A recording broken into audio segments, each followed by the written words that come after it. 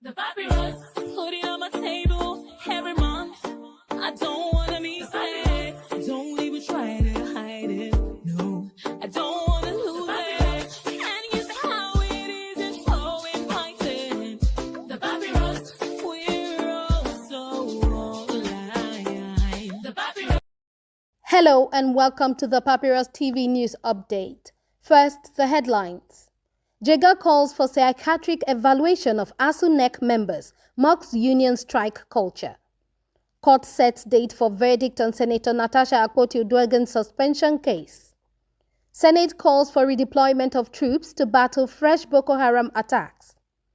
House of Reps moves to make mechanized farming accessible nationwide. Zamfara governor distributes 140 security vehicles, launches mass transit. Federal High Court dismisses suit against removal of CCT chairman Danladi Umar. Russia reaffirms military support to Nigeria amid deepening security partnership. The news in details. Public affairs analyst and media publisher Mahmood Jega has stirred controversy by calling for a psychiatric evaluation of the leadership of the Academic Staff Union of Universities, Asuu, accusing the union's top officials of repeatedly endangering the education sector through constant strikes. In a satirical post titled, "Piwuna, Examine Asuu's Head," Jega took direct aim at newly elected Asuu president, Professor Chris Piwuna, a consultant psychiatrist, urging him to examine the heads of his fellow NEC members instead of embarking on the usual industrial shutdowns. The post shared on Jega's Facebook page was a reaction to Piwuna's election at Asuu's 23rd National Delegates Congress held in Benin City, Edo State. Professor Piwuna replaces Professor Emmanuel Oshodeke as the new face of the union.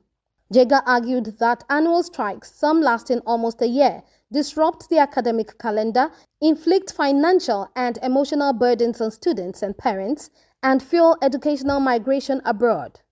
He accused Asuu of acting without long-term strategy or accountability and suggested that mental health screening might explain the recurring pattern of decisions that have crippled Nigerian public universities for decades. Meanwhile, Justice Binta Nyako of the Federal High Court in Abuja has fixed June 27 to deliver judgment in the case brought by Senator Natasha Akpoti-Uduaghan against the Nigerian Senate over her controversial 6-month suspension. Akpoti-Uduaghan, who represents Kogi Central, filed the lawsuit challenging the legality of her suspension, claiming it was in defiance of a subsisting court order. The defendants include the Clerk of the National Assembly, Senate President Godswill Akpabio, the Senate, and the Chairman of the Senate Committee on Ethics, Senator Nedanwe Umaswen. The court heard arguments on jurisdiction, with the Senate arguing that its internal affairs are not subject to judicial intervention. Akpabio's counsel also accused the plaintiff of violating a court order by making public statements referencing a satirical apology she posted on Facebook. Justice Nyako emphasized that the case presents complex legal questions and that she would first address the contempt issues raised before ruling on the main case. The case was initially handled by Justice Obiora Egwatu, who withdrew after accusations of bias from Akpabio. Continuing, amid a surge in Boko Haram attacks in Nigeria's northeast, the Senate has urged the military high command to urgently redeploy troops and advanced equipment to Borno and Yobe states. The call followed a motion by Senate Chief Whip Tahir Mongunu, who warned that recent gains in the region were being reversed due to renewed insurgent assaults. Mongunu cited the killing of over a dozen soldiers in Mate, Mongunu local government area, and a separate assault on Gajiram, Ngazai local government area. He blamed the military's shift of focus to the northwest as partly responsible, noting that terrorists have resumed using drones and IEDs to devastating effect.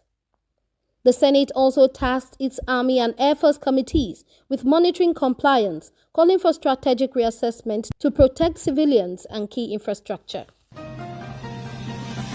Progressively, In a bid to combat soaring food prices and improve agricultural output, the House of Representatives has mandated its Committee on Agricultural Production and Services to engage the Minister of Agriculture and the SDGs Office.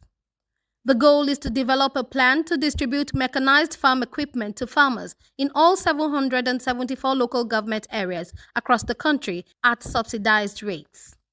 The initiative follows a motion by Honorable Aderemi Oseni, who argued that the reliance on subsistence farming was no longer sustainable.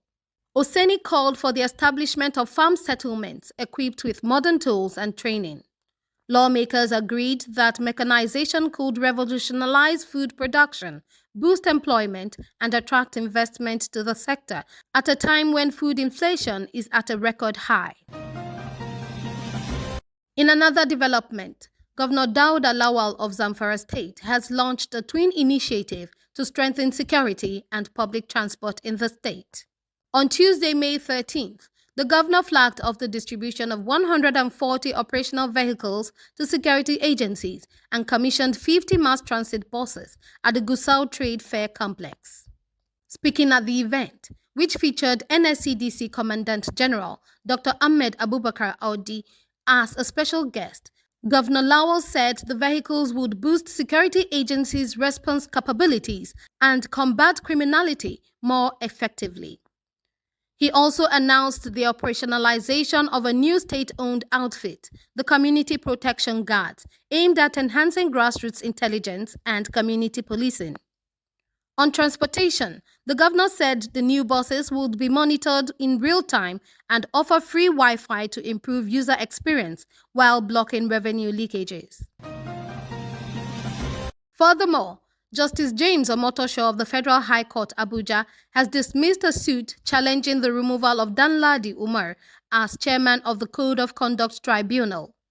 The suit was filed by a coalition of civil society organizations and a lawyer seeking to stop the implementation of the Senate's resolution urging President Bola Tinubu to remove Umar over corruption allegations.